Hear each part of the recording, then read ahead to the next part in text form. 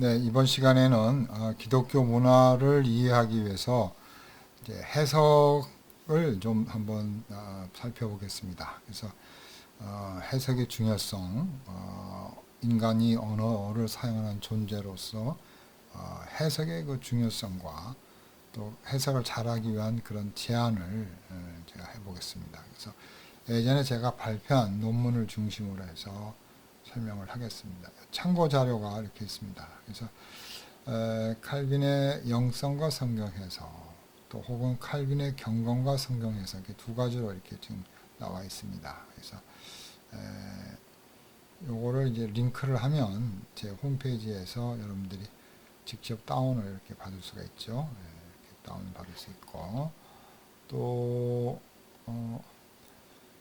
신학도를 위한 칼빈의 해석학, 제가 예전에 고신대학교에서 발표한 건데 이것도 이렇게 누르면은 여기 코럼되어 여기에서 이렇게 아주 잘 정리가 되어 있습니다. 그래서 그 해석의 중요성에 대해서 이렇게 나와 있기 때문에 여러분들에게 도움이 될 것 같고요.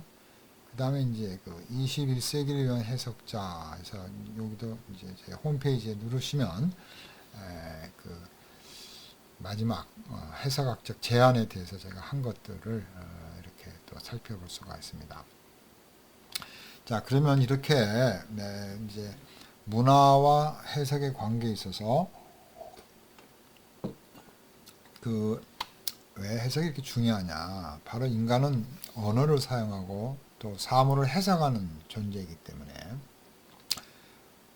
해석을 보는 겁니다. 그래서 문화를 만드는 인간은 언어를 사용하는 그런 해석학적인 그런 피조물이죠. 그래서 이 해석적인 것을 강조하게 되었습니다. 자, 그러면 언어의 중요성, 우리가 창세기를 살펴보면 아주 재밌는 기사가 나오죠. 그래서 그 아담의 그런 언어적인 그런 사용을 하는 모습이 나와 있습니다. 그래서 해석자의 모습이 나와 있어요.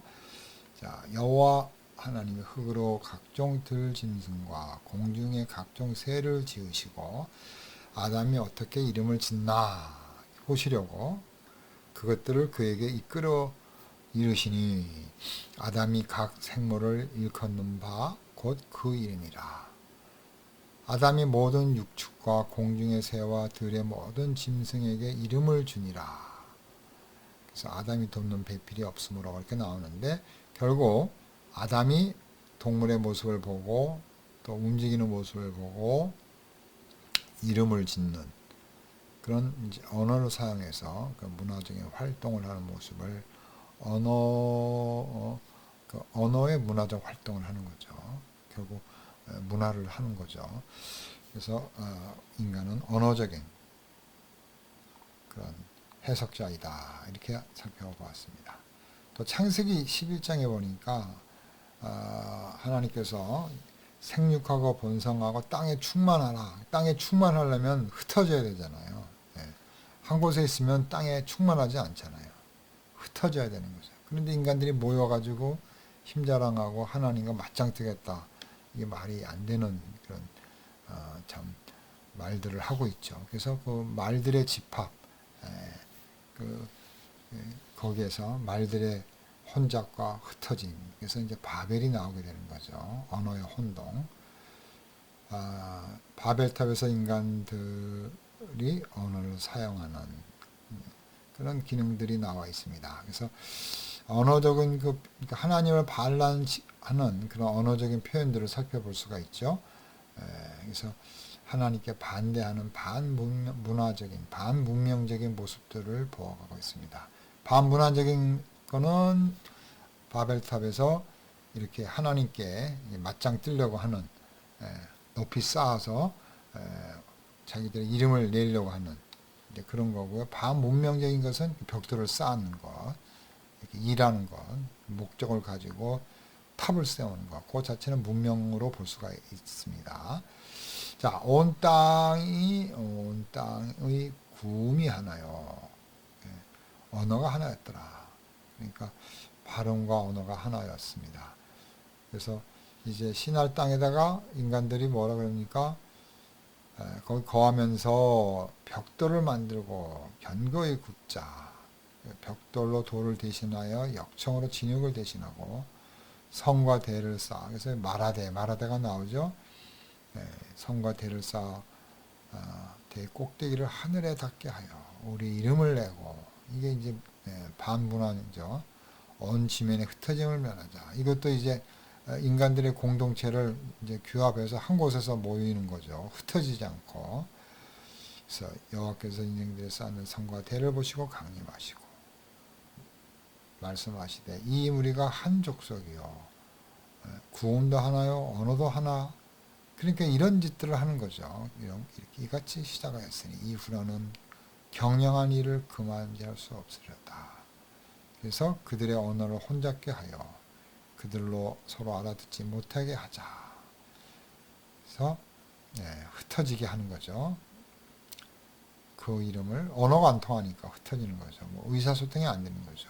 이제 뭐 히브리어, 헬라, 예를 들면 히브리어가 없었겠지만 그 당시에 썼던 그 언어들을 자기들이 또 각 배워야 되니까 끝장난 거죠. 그래서 바벨이라 하니 여호와께서 거기서 온 땅의 언어를 혼잡게 하였더라. 그래서 바벨은 혼잡이라는 뜻이죠. 자, 이렇게 참 언어적 사용을 통해서 문화와 문명을 이루는 모습을 창세기 11장에서 살펴봤습니다. 자, 그러면 이제 해석의 중요성에 대해서 살펴보겠습니다. 제가 쓴 글 21세기를 위한 해석자, 그다음에 하고 칼빈의 성경, 칼빈의 해석학에서 성령의 역할, 이런 이제 소주제로 제가 논문 발표한 것을 가지고 말씀을 드리려고 합니다. 자, 인간은 해석하는 동물입니다.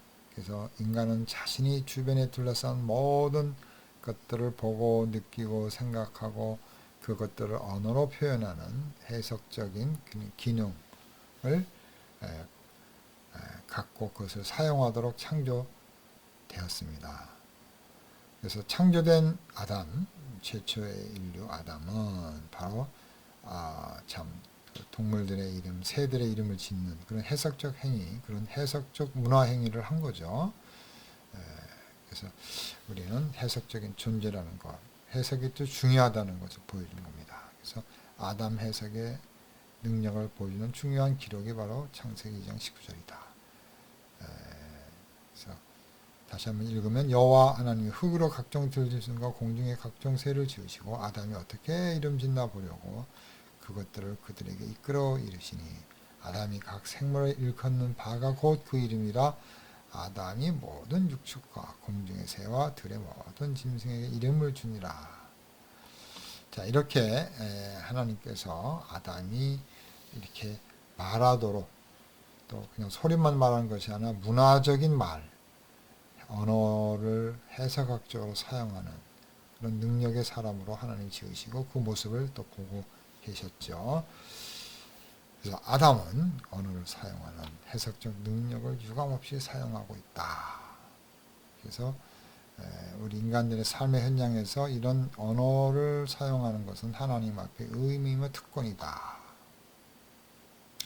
자, 그 이제 니콜라스 그 월터 스토프라는 사람, 또 말틴 부버에 대한 사람은 간단히 말씀을 드리려고 합니다. 이 니콜라스 월터 스토프는 이제 한국에 오셔서 이 세문안 교회에서 특별히 이제 기독교 철학에 관련해서 또 예배에 관해서 이런 것 주제로 발표를 했습니다. 그래서 이건 제가 찍은 사진입니다.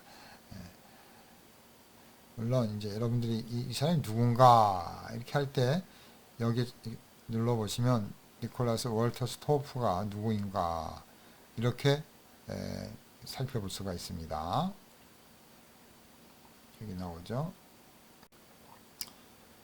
니콜라스 월터 스토프는 미국이 자랑하는 아주 유명한 기독교 철학자입니다. 알빈 플랜팅가와 함께 미국의 철학계 또 기독교 철학계를 아주 주도하는 인물입니다. 둘 다 친구인데요. 알빈 플랜팅가라고. 이 니콜라스 월터 스토프가 우리나라 세월호 한참 터지고 그럴 때 한번 왔었습니다. 그래서 이분의 그런 철학이라는 것은 이제 여기 보시면 어떤 그 스코틀랜드의 상식 철학, 상식적인 철학, 여기 보시면 상식 철학이 뭐냐면 어떤 여기 있죠. 어떤 경험론은 데이비드 휴메에 이르러 극단적인 회의주의를 낳게 되죠. 그래서 객관적인 진리를 부정하게 되는 겁니다. 그러니까 상식적인 것도 부정하는 거예요. 그래서 그 데이비드 휴메를 비판하면서 지식의 기초를 상식에서 찾은 거죠. 그래서 인간의 경험적 인식의 밑바닥에 근원이 되는 판단 능력이 인간에게는 있다는 거죠. 그것이 건전한 상식의 직관의 능력이다. 우리 인간은 건전한 또 양심적인 상식적인 직관이 있는데 그거에 근거해서 철학적 활동을 하는 거죠.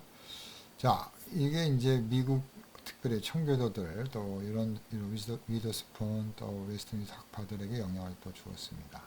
자, 이 월터 스토프가 그런 상식적인 철학의 영향도 받고 또 하란 개혁 신학 또 이런 사상의 영향을 받아가지고 이렇게 어떻게 말하면 이제 그런 개혁주의 인식론적 그런 철학을 이제 발전시킨 분입니다. 그래서 지식의 초월적 조건에 대한 추론보다는 초월적인 것을 추론하고 증명하려고 그러지 말고 우리는 거기서 출발을 하자는 거예요. 그런 것들을 출발점으로 삼자는 거죠. 그래서 하나님 하면 그걸 증명하고 추론하지 말고 하나님을 우리 연구의 출발점으로 삼자는 거예요. 성경도 마찬가지고. 자, 그래서 그런 현실에 근거한 통찰력 이런 것들을 이제 강조를 했습니다.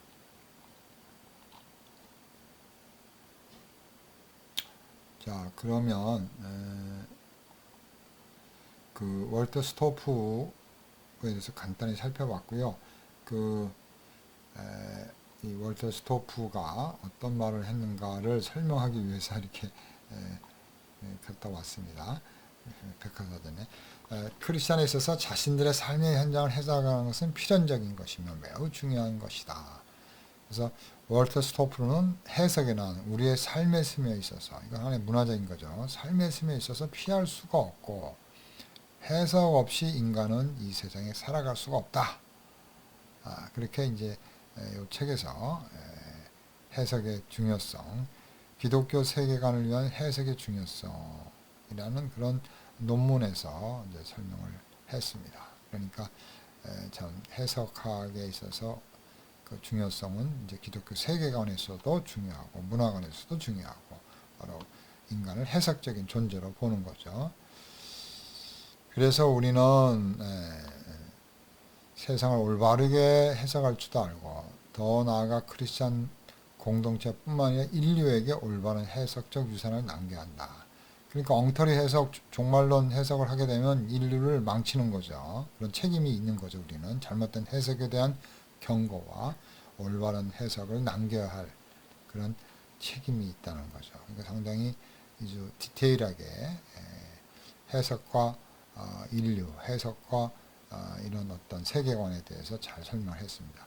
말틴 부보 있죠. 나와 당신이라는 책.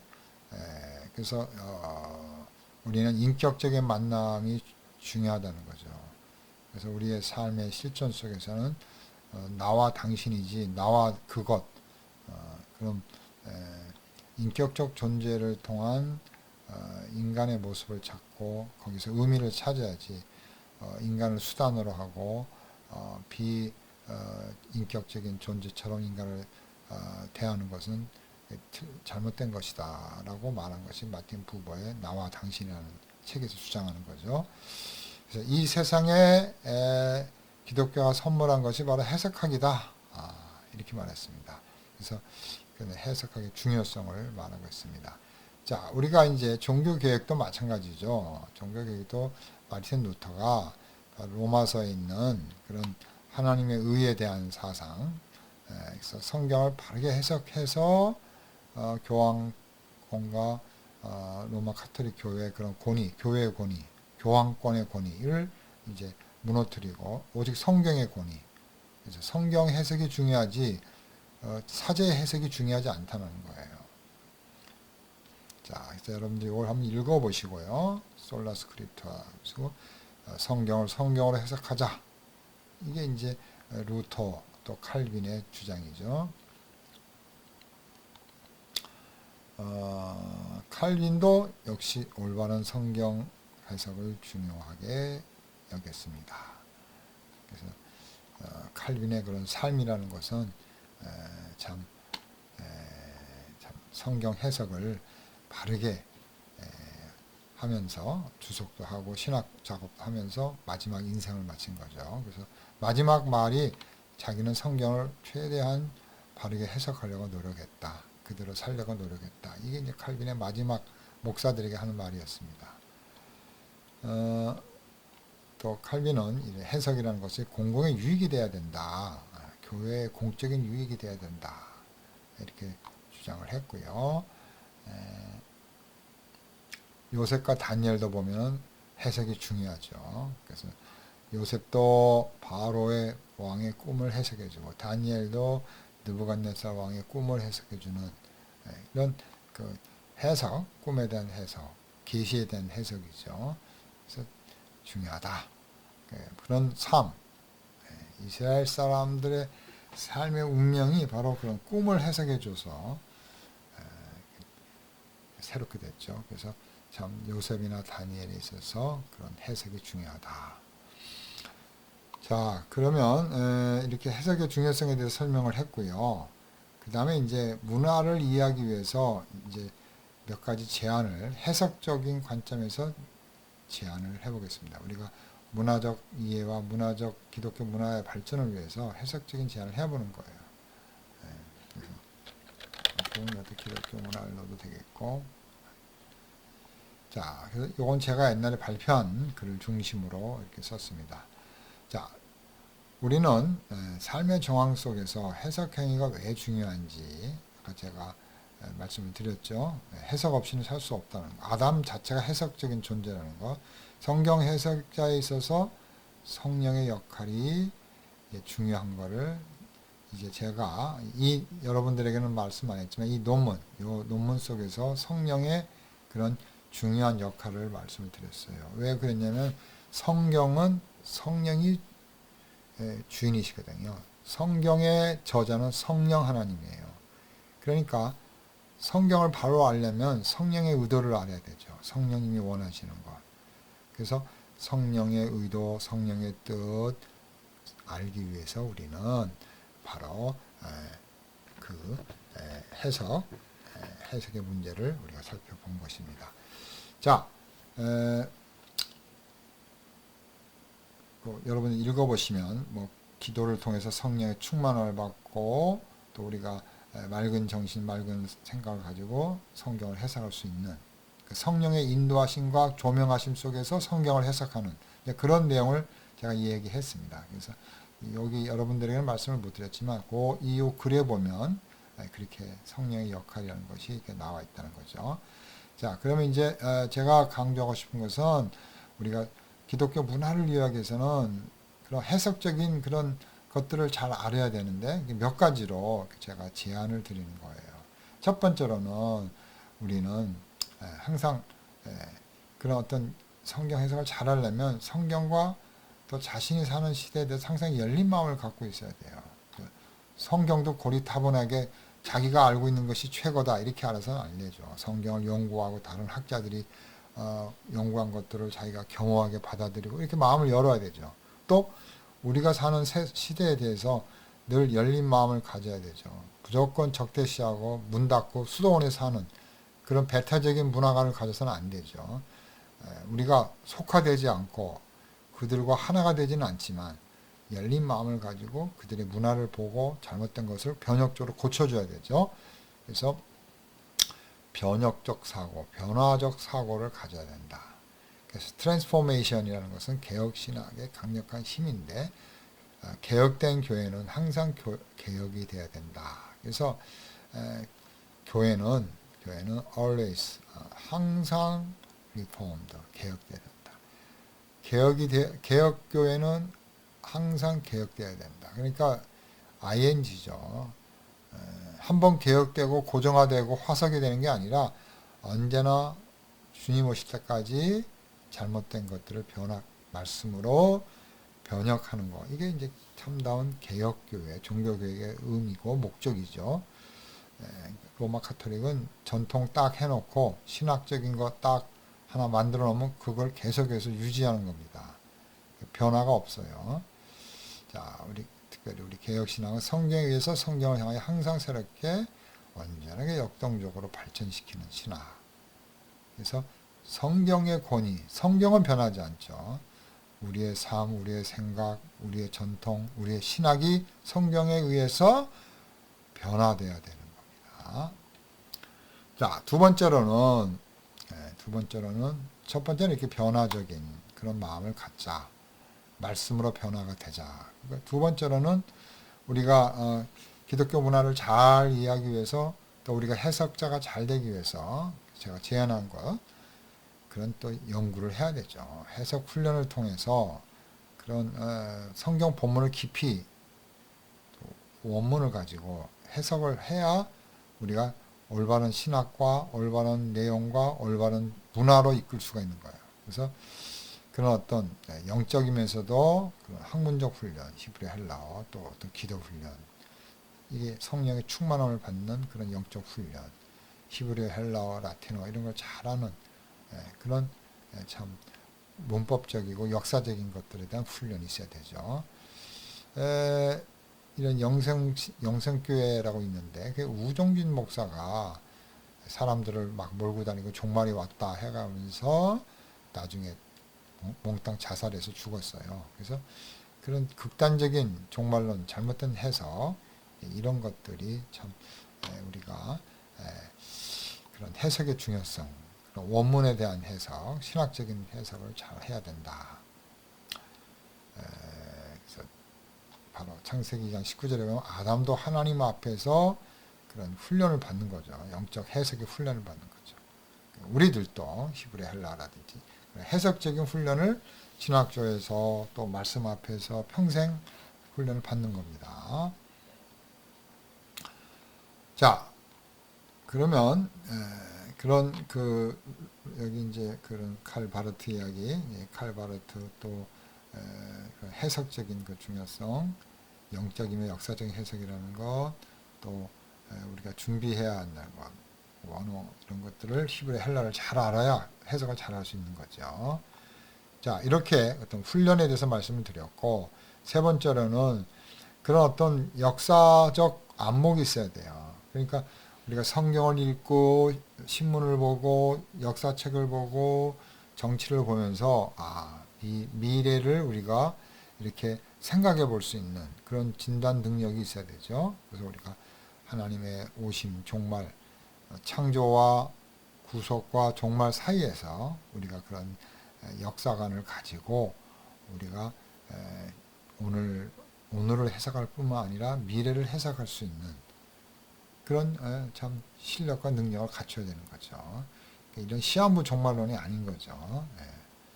그런 시한부 종말론 이런 것과 다른 그런 참 하나님 나라의 관점에서 우리가 종말을 바라봐야 되죠. 그래서 우리는 문화와 역사가 질문하는 것들에 대해서 하나님의 계시를 가지고 대답해 줘야 돼요. 그러니까 그 바로 왕이 질문한 것을 요셉이 계시를 통해서 해석해 주었죠. 또 다니엘도 마찬가지죠. 묻고 대답해 주는 변증법적인 관계 있죠. 그래서 우리도 세상 사람들이 우리에게 참 문화와 역사와 문명과 기술에 대해서 질문을 하면 우리가 성경적인 관점 속에서 답변해 줄 수 있는, 그래서 그들로 하여금 잘못됐으니까 바른 길로 갈 수 있도록 그들을 변혁시키는데 우리들이 또 이렇게 사용되는 그런 모습이 진정한 기독교 문화 사역이 아닌가 이렇게 생각해 봤습니다. 그래서 그런 참 성경 말씀의 해석자는 성경 신학에 근거해서 성경 신학은 뭡니까? 하나님의 계시를 보는 거죠. 아담에 준 선악과 계시, 또 생명의 나무, 노아에게 준 하나님의 무지 언약, 다윗에게 준 언약. 그러니까 시대에 따라서 역사 속에서 시대적인 역사적인 상황 속에서 하나님의 계시가 풍성하게 자꾸 나타나는 거죠. 그러다가 마지막에 예수 그리스도로부터 나타나는 거죠. 그리고 예수님 오실 때 또 완성이 되는. 그러니까 역사 속에서 하나님의 계시가 점진적으로 나타나면서 하나님의 뜻과 하나님의 그런 참 사역을 이해하는 것이 성경신학이죠. 그래서 성경신학적인 관점, 그런 계시의 점진성이라는 관점 속에서 미래의 세상을 점진적으로 종합적으로 분명하게 알 수가 있는 거죠. 그걸 종말론적 이해라고 합니다. 자, 네 번째 우리가 기독교 문화를 잘하고 또 해석적인 그런 관계 속에서 우리가 준비할 것은 바로 거룩성입니다. 그래서 우리가 참 기독교 문화, 제가 경건에 대해서 말씀을 드렸죠. 문화와 경건, 기독교 문화와 또 믿음. 그러니까 우리는 경건한 삶, 경건한 문화가 경건한 기독교 문화를 만들어내는 겁니다. 그래서 그런 어떤 해석자라는 것은 그런 어떤 말씀에 대한 그 신성한 의문을 하는 거죠. 그래서 무슨 황홀 해석자는 황홀 속에 들어가 가지고 수도원에서 뭐 계시받고 헛소리하고 이런 게 아니라 바로 거룩한 삶을 통한 신성한 봉사 이걸 하는 거예요. 우리 해석자들은 또 기독교 문화 사역자도 마찬가지죠. 그래서 늘 자신이 거룩하고 성스러운 일에 참여하고 있다 이걸 인식하자는 거예요. 참된 경건과 자신의 삶을 거룩하게 유지할 때 참된 해석자로서 하나님의 능력을 가지고 성경 해석을 바르게 할 수 있고 바른 성경 해석을 통해서 기독교 문화를 바르게 만들 수 있다. 그러니까 결국 참된 경건과 참된 경건한 삶을 살아가는 것. 이것이 바로 성경 해석에도 중요하고 기독교 문화를 만들어주는 거죠. 요셉과 다니엘의 경우 그들의 삶은 유대인 종교의 언어적으로 그냥 뭐 어떤 무속 신앙적인 뭐 잠쟁이 같은 뭐 물어보니까 대답해주는 그런 차원이 아니죠. 그들은 바로 성령을 통해서 말씀의 계시에 근거한 참된 능력, 그래서 아주 진정성 있는 사실적인 그런 미래의 예언이 이루어지는 힘 있는 그런 역사관이 보여지는 거죠. 그래서 그런 힘은 바로 거룩한 삶에 있었다. 그래서 세상에 살고 있지만 세상과 죄악에 물들지 않고 성결한 삶, 거룩한 삶을 살아. 세속에 자신이 더럽혀질 때 하나님이 주시는 신성한 해석적 능력이 손상을 받게 된다. 자, 이렇게 어떤 거룩성에 근거한 우리가 기독교 문화, 기독교 또 해석학을 이루어한다 말씀드렸습니다. 그 다음에 이제 그런 성령의 해석자들은 성령의 주권적인 그런 역할을 우리가 늘 받아들이고 충만하게 받아야 돼요. 그래서 성령의 주권적인 역할이 우리 안에서 역사하도록 해석자는 기독교 문화 사역자들은 그렇게 해야 한다는 거죠. 그래서 성령과 문화에 대한 그래서 참된 해석자가 되기 위해서는 성령의 충만함을 받고 또 오직 성령에 입각한 사고를 해야 되고 또 성령에 의한 해석 원리들이 방법론적으로 사용돼야 한다. 성령 말씀에 하나님 말씀에 바로 참 그 뭐라 그럽니까 그 말씀의 주인 말씀의 저자가 바로 성령이죠. 그러니까 성령님에 의해서 그 말씀의 저자인 성령님에 의해서 성경이 풀리는 거죠. 성경의 참 저자인 성령님께 매달릴 때, 그가 함께할 때, 그가 이끌 때 올바른 해석과 올바른 기독교 문화로 또 나가게 되는 거죠. 그래서 우리는 이런 해석적인 준비도 필요하다. 이렇게 제가 얘기를 했습니다. 자, 오늘 30분이 됐는데 그런 해석적인 문제에 대해서 세 번째 강의를 했어요. 그래서 우리는 참 언어적인 존재, 해석적인 존재다. 그러니까 어떻게 하면 해석을 잘할 수 있는가? 그런 문화에 대한 열린 개방성, 또 거룩성, 또 훈련을 받는 히브리 헬라, 그런 또 공부하는 이런 또 성령의 인도함을 받는 또 역사에 대한 그런 것들을 많이 이해하고 공부할 수 있는 그런 시한부 종말론이 아닌 그런 성경에 흥한 종말론을 알아야 되는 그래서 이런 거룩성 이런 것들에 대해서 말씀을 드렸습니다. 수고하셨습니다.